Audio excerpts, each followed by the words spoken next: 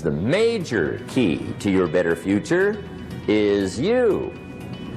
Now, my first suggestion is transfer this to a card or something where you can put it up, where you can see it every day.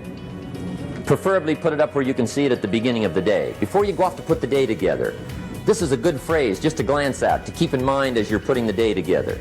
It's called the silent seminar.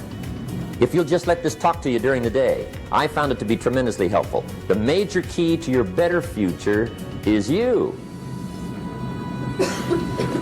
For a big share of my life now, I didn't have this one quite figured out. Among a lot of things I didn't have quite figured out. Many things used to puzzle me back in those early days. I used to wonder why two people could work for the same company, one make twice as much money. Now see, that used to puzzle me. And maybe they were the same age, graduated from the same school, live in the same community, work for the same company, with the same products and the same services. They've got the same traffic, the same problems, and one makes $1,000 a month, the other one makes $2,000 a month. Now that was my puzzling question. Why would this long list be the same and the money twice as much? I asked, what's the difference between $1,000 a month and $2,000 a month? And I don't mean $1,000 a month, right? I could figure that out. But what makes the difference? Why would one person do twice as well, 3 times as well? Speaking economically, now I know there's more than one way to do well. I understand that. But in this little narrow area called compensation, what's the difference? Well, back then, with my faulty thinking, I'm trying to reason it out. I thought, well, maybe time makes some of the difference, right? Some people do better because they have more time.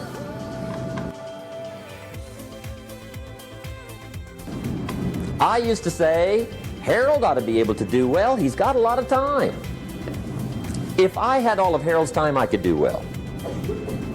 Now that's got to be dumb, right? Number one, you can't get somebody else's time. A guy says to me one time, he says, you know, if I had some extra time, I could make some extra money. I said, then forget it. There isn't any extra time. Hey, when the clock strikes 12 midnight, that about wraps it up, right? I mean, you can look around the gongs there for a little more, but it's over. You say to the guy, what are you doing? He says, I'm looking for extra time. See, they'll come and take you away, right? There isn't any more time. Now, if you can't get more time, which you can't, what could you get more of that would make a difference in economic results? And here's the key word. Make it a part of your notes. We're going to consider it tonight. The word is value. And I have a little phrase for your notes. Value makes the difference in results. Value makes the difference. You can't get more time, but you can create more value. Now here's the first lesson of economics. Everybody should learn it from the time they're old enough to understand what a dollar means, how to earn one, how to get one, how to keep one, what to do with it. First lesson of economics. We primarily get paid for value. That's lesson 1. Bringing value to the marketplace, that's how you get paid. You don't get paid for the time. I know it takes time to bring value to the marketplace, but you get paid for the value, not the time. Now, since that's true, here's one of the key questions of the evening. Is it possible to become twice as valuable?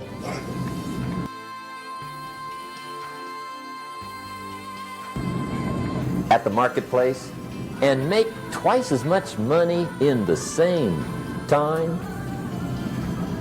Could you become 3 times as valuable? Make 3 times as much money in the same time? Is that possible? The answer is yes, if. And it's always if, right? Life is known as the big if. Harry Truman once said, life is iffy. How true. And here's the big if we're going to consider it tonight. It's possible to do much better at the marketplace if you go to work primarily on yourself. And that's the theme of our seminar tonight. Learning to work primarily on yourself. People have asked me for the last 24 years, how do you develop an above-average income? And the answer is, become an above-average person. Develop an above-average handshake. Some people want to be successful. They don't even work on their handshake. As easy as that would be to start on. They let it slide. They don't understand it. Develop an above-average smile. Develop an above-average excitement. Develop an above-average interest in other people. Develop an above-average intensity to win. See, that'll change everything. Probably one of the most frustrating experiences in life is looking for an above-average job with above-average pay without becoming an above-average person. It's called frustration.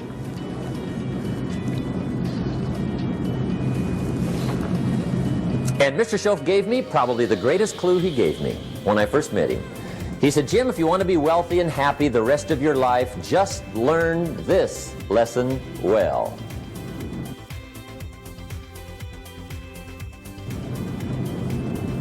He said, learn to work harder on yourself than you do on your job.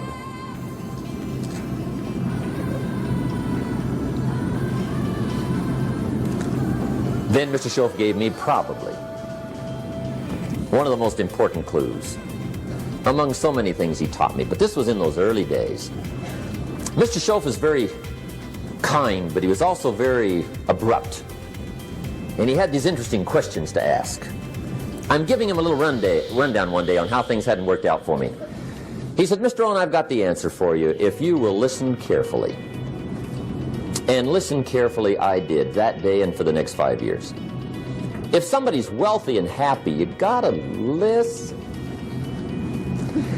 He said, Jim, I've only known you a short time. But he said, it's already my honest opinion that for things to change for you, you've got to change. That wasn't quite the answer I was looking for. But that's the answer he gave me, and I pass it along to you on this warm summer evening in Anaheim, California, 1981.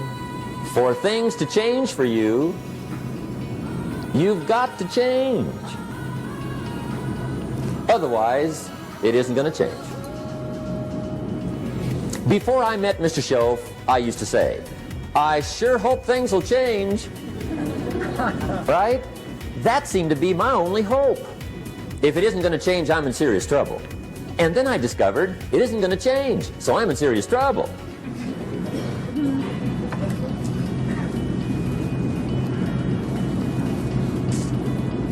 See, I can tell you what the 80s are going to be like. You have dropped into the right place.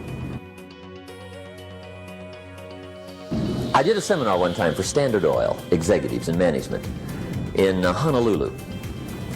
And we're having a conference one day around this big conference table. And one of them said to me, Mr. Rohn, you know some fairly important people halfway around the world. What do you think the 80s are going to be like? I said, gentlemen, I do know the right people. I can tell you. So they all listened very carefully. And I said, gentlemen, based on my wide experience, I can really honestly say to you, in my opinion, in the 80s, it's going to be about like it's always been. Aren't you glad you came? That's inside. I don't pass that around just everywhere. Now, of course, I said that to make a point, but I also said it because it's accurate. It's going to be about like it's always been. It isn't going to change. The tide comes in, and then what? It goes out. For 6,500 years that we know of, recorded history, and probably long before that. So it is not going to change. It gets light, and then what? It turns dark. 6,500 years. See, it's not likely to change. And we're not to be startled by that. And if the sun goes down, the guy says, what's happened, what's happened? It means he hasn't been here long, I guess, right? It always goes down about this time. The guy says, well, I don't like that arrangement. Well, you got to talk to somebody besides me, right? It gets light, then it turns dark. In rotation, the next season after fall is what? Winter. Pray tell, how often does winter follow fall? Every year regularly for the last 6,500 that we know of. See, it is not going to change. Now, some winters are long, and some are short, and some are hard, and some are easy, but they always come right after falls. It isn't going to change. Sometimes you can figure it out, sometimes there's no way to figure it out. Sometimes it goes well, sometimes it gets in a knot. Sometimes it sails along, sometimes it gets in reverse. See, that's not going to change. The last 6,000 years reads like this: opportunity mixed with difficulty. That's how it reads. It isn't going to change. The man says, well, if it isn't going to change, how will my life ever change? Answer, when you change.